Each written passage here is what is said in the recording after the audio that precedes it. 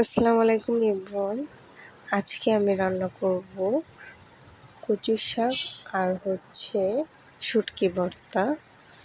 তো কচু শাকের মধ্যে তেল, পেঁয়াজ, রসুন দিয়ে তারপর আদা বাটা, জিরা বাটা দিয়ে ভালো করে নাড়াচাড়া করে নিচ্ছি। এতো চিংড়ি দিয়ে দিয়েছি, একটু হলুদের গুঁড়ো, পরিমাণ মতো হলুদের গুঁড়ো দিয়ে ভালো করে নাড়াচাড়া করে নেব। একটু সেদ্ধ করা কচুর শাকটা আমি দিয়ে দিয়েছি।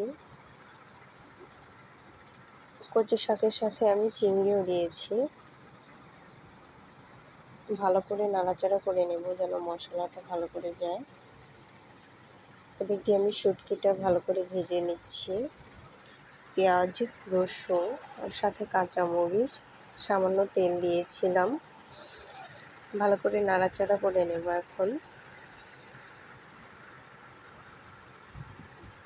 ওদিক দিয়ে আমার শুটকিটাও হয়ে গেছে, কচুর শাকও হয়ে গেছে। এখন ভালো করে বেটে নেব আমি শুটকি ভর্তা করার জন্য। তো দেখতেই পাচ্ছেন আমি বেটে নিচ্ছি ভালো করে। পেজটি ভালো লাগলে অবশ্যই লাইক, কমেন্ট, সাপোর্ট করবেন।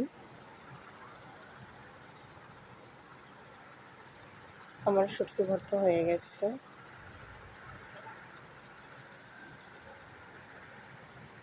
Thank you for watching my video.